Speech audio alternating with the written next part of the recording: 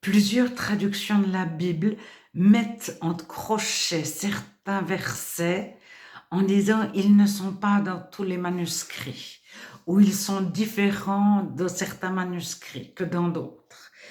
Alors, est-ce que c'est venu plus tard? Nous lisons dans 2 Corinthiens 2, 17. Paul parle, nous ne falsifions pas la parole de Dieu comme le font plusieurs, mais avec sincérité, de la part de Dieu, nous parlons en Christ devant Dieu. Alors, falsifier, c'est en grec kapeloua. Et la traduction de la Bible Lausanne, la traduction Shura qui disent trafiquer. Et c'est vraiment trafiquer. La parole de Dieu, certains disent frelater, falsifier, accommoder pour en tirer profit, semeur. Dit accommoder pour en tirer profit. Mais il dit pas que le profit est forcément de l'argent. Par contre, peuple dit vraiment revendre. Alors, capelluo, c'est vraiment un colporteur qui vend au détail et c'est un bonimenteur. Alors, le verbe capelluo, moi je vous ai parlé du nom qui va avec le verbe, mais ça va ensemble, c'est la même famille. Alors, le colporteur vend au détail et actuellement, et dans le passé, moi, il y a 15 ans que j'ai découvert que certains prennent un verset ici, par exemple dans l'évangile de Marc, puis un verset de l'Apocalypse, puis un verset dans un psaume, et ils les mélangent les trois, ça n'a rien à voir. Et ils les sortent. Alors j'ai découvert ça pour Dieu sauve tous les hommes. Et heureusement, je connaissais les passages, mais il prenait des demi-versets où il coupait un paragraphe en deux pour dire, par exemple, Jésus est la lumière de tous les hommes. Dans Jean 1, dans le prologue de Jean, Jean chapitre 1, Jésus éclaire tous les hommes. La lumière éclaire tout homme. Mais tous ne l'ont pas reçu. Alors, on peut couper et dire la lumière éclaire tout homme, puis après prendre dans un autre chapitre Dieu sauve tous les hommes, mais c'est pas ce que la Bible dit. Bien sûr, en prenant une phrase là, une phrase là, une phrase là, on arrive en les mettant ensemble à faire une doctrine. Et puis on peut compliquer un peu le vocabulaire, puis dire c'est de l'exégète ou de l'herméneutique, etc. Et puis, ceux qui ne connaissent pas le passage en entier ne peuvent rien dire. Puis alors on va parler du salut, au lieu de parler du salut, on va parler de sotériologie. Donc le petit peuple, les personnes qui ne connaissent pas la Bible sont noyées dans un vocabulaire compliqué. Donc falsifier la Bible, Paul en parle. Et moi j'ai une playlist qui s'appelle prendre un verset, le verset suivant. Ma playlist, ça veut dire lisez le verset suivant, le verset précédent, le contexte immédiat d'un verset, au moins 2-3 versets après, avant, puis 2-3 versets après. Donc, c'est pour parler de Marc 11, 26. Mais si vous ne pardonnez pas aux autres, votre Père qui est dans les cieux ne vous pardonnera pas non plus vos offenses. Et ce verset, Marc 11, 26, n'est pas dans toutes les traductions et il est absent du manuscrit qui s'appelle le Codex B ou le Codex Vaticanus. Il est présent dans le Codex A dans le codex C. Donc, il y a A, B, C, D, c'est les 4 codex principaux. Donc, dans le Alexandrinus, A, et dans Ephraémi, le C, celui qui est en France.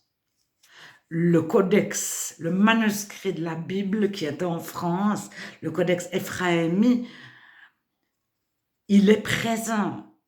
Ensuite, dans M, c'est-à-dire dans les textes grecs majoritaires, qui sont appelés aussi les textes grecs byzantins. Alors, il est absent aussi de S, c'est-à-dire Sinaiticus. Alors, S, ça correspond à Sinaiticus. Pourquoi Sinaiticus? Parce qu'il a été découvert récemment, il n'y a pas si longtemps que ça, dans un couvent au Sinaï. Alors, pourquoi Vaticanus? Parce que Vatican. Donc, Marc 11, 26 est absent de 2 manuscrits et présent dans plusieurs autres. Maintenant, ça je l'ai tiré de la S21. La Bible d'études S21 donne ces précisions-là. Donc, second 21, qui est sorti en 2003, je crois, qui est la Bible faite par Genève, la Société biblique de Genève, qui est l'Action biblique, etc., qui est les maisons de la Bible. Alors, ce passage, exactement le même, est de Jean 20, 23 et dans Matthieu 6, 15.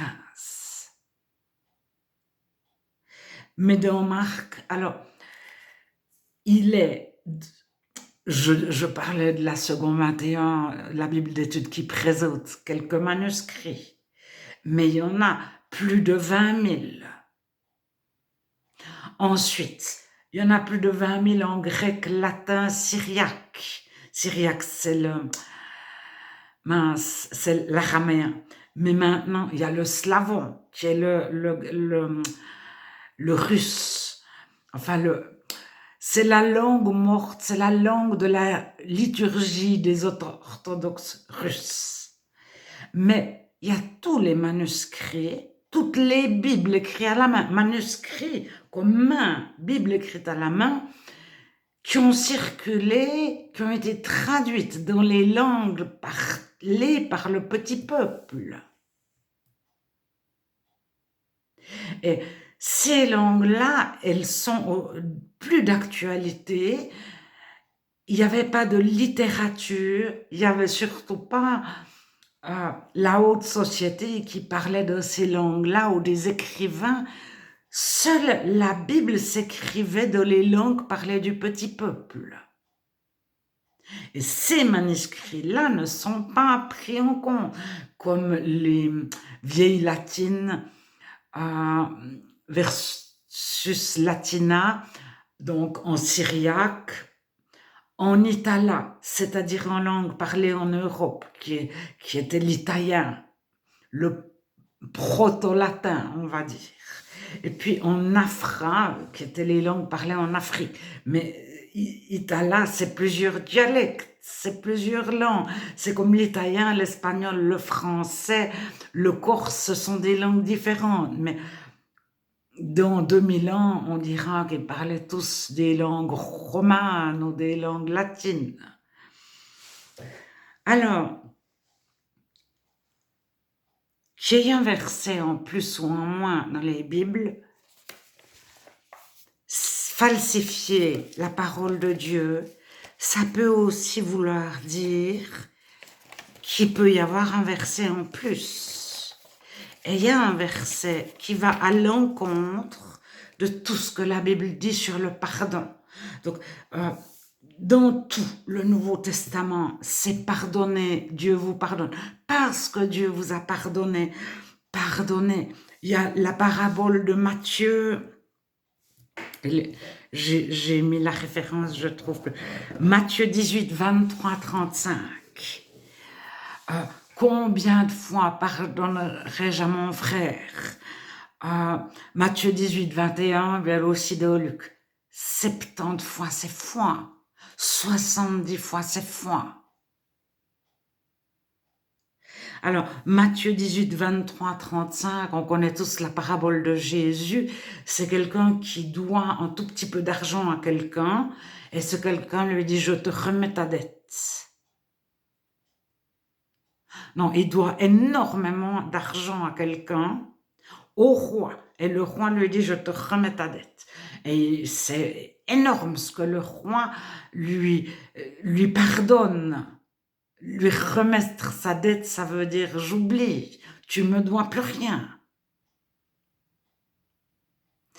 Et il rencontre quelqu'un qui lui donne tout petit quelque chose et lui dit paye, paye, paye, sinon je vais te mettre en prison, etc., etc.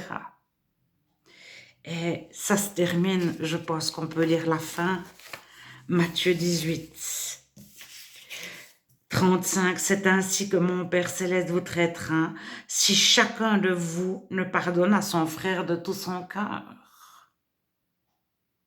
Il n'y a pas d'exception qui pourrait ne pas pardonner. Et si on lit la femme adultère, Jésus lui pardonne. Je ne retrouve plus mon billet. 1 Jean 2, 12, vos péchés sont pardonnés à cause de Jésus, à cause de son nom. Hébreux 8, 12 et Hébreux 10, 16, 17, Dieu écrit ses lois dans nos cœurs et il ne se souvient pas de nos péchés. C'est écrit 2 fois dans Hébreux, Hébreux chapitre 10, Hébreux chapitre 2. Je ne me souviendrai pas de leurs péchés.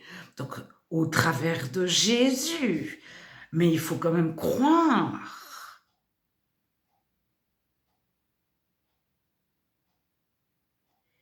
Et tout à coup, il y a un verset.